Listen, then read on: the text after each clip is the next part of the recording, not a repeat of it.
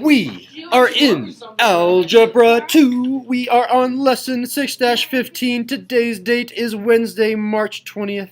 That's the wrong color, Mr. Snell. March 20th, 2019. Where are we in our unit? So if I come back to our unit guide, again, this is our last lesson. 6-15 is our last lesson before our unit test. So it's going to be lesson, quiz is on Friday because we go skiing Thursday. And then Monday is our test. That means our unit guides should be up to date. Are they up to date? Oh, they look pretty good. Stego. James. What's going on? All right. So, analyzing rational functions. On the homework tonight, everyone will have the same problems in the same order, which means you can work together. That being said, here are two examples that I switched a few things around to make sure that I'm not giving you the answer to any of the problems. Quiet raised hand. Who wants to read? You get XP for reading. Chris. Can I read? Okay, go. Today, Chris, come on. That saliva like stuck up like. All right, Eva, go. No, I'm gonna read. A I'm class gonna read. has 4 girls and boys, and there is at least 1 boy. Let G represent the number of girls, and let B represent the number of boys. Let's compare the expressions B over B plus G and G minus B over 2. Which statement is correct? Thank you, Eva. Chris, I accidentally gave you the XP already, but Eva, you definitely got some XP as well.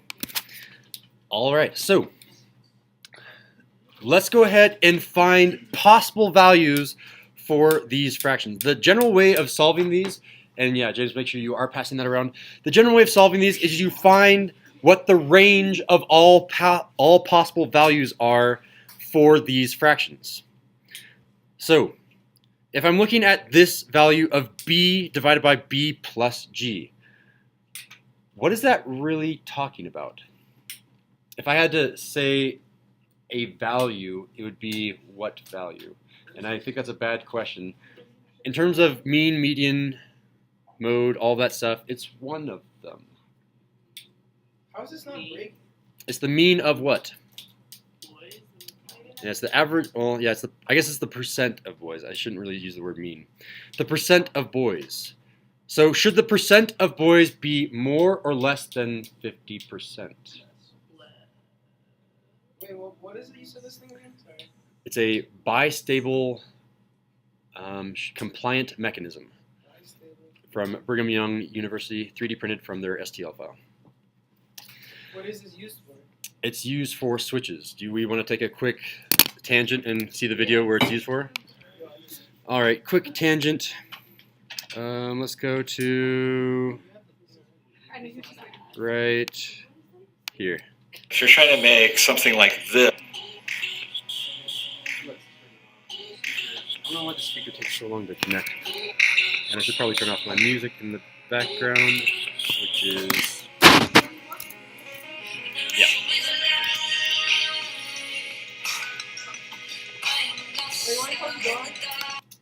All right. This out of glass. Come on, connect. It says it's connected there. It's not connected, and now it's connected.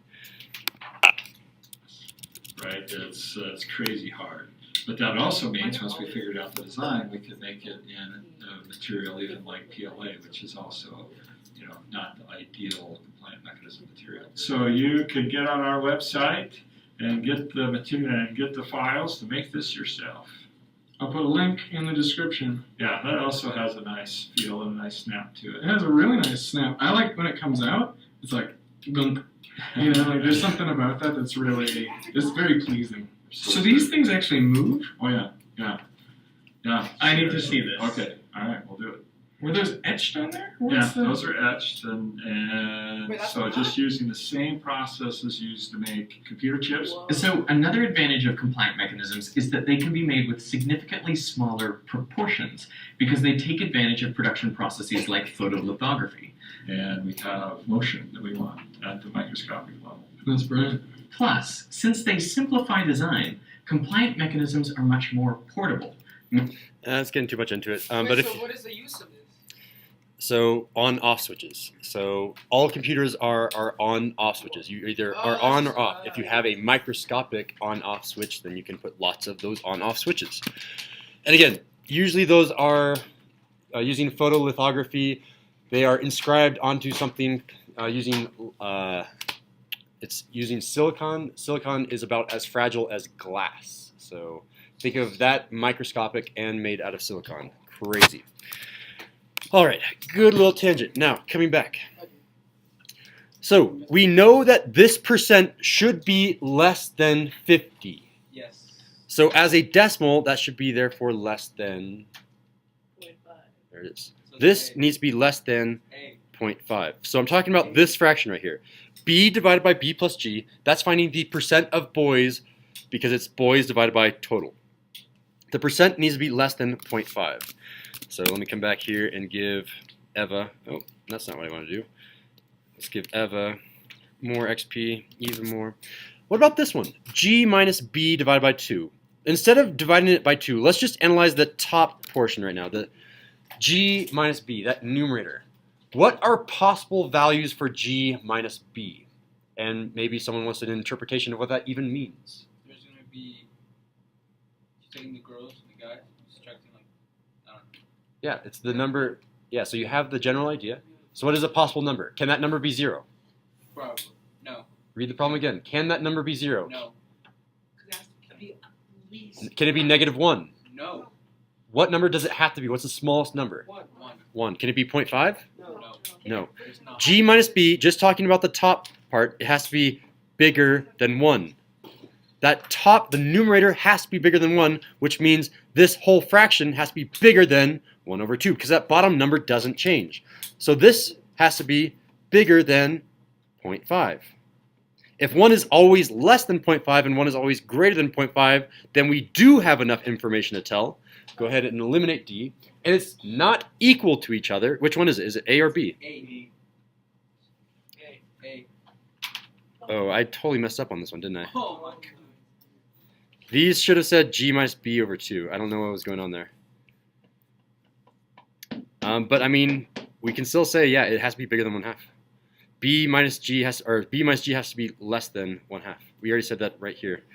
I messed up because it's not a true Khan Academy question. What I should have been comparing is the other expression over here. And we know that B over B plus G is always smaller than this one as well, since this one is always bigger. All right, let's see. This one is a Khan Academy question. Quiet raise hand. Who's reading? A pet store has more dogs than cats, and there is at least one cat. What do you represent the number of dogs and let's see your cat? I couldn't hear anything you said. Yeah, you just come a little bit. Loudly, last two lines. Let's compare the expressions D over D plus C and what's this? I didn't hear the last one. Which statement is correct? There you go. All right. Question mark. All right. Again, now you guys can tell me the analysis. D over D plus C, is that bigger or less than some number? Bigger. Bigger than what? More than cats. 10.5. It has to be bigger than 0.5. So we're going to be 0.5. That's 0.5. Usually you're going to be comparing 0.5. Sometimes they'll change it on you, so bigger than 0.5.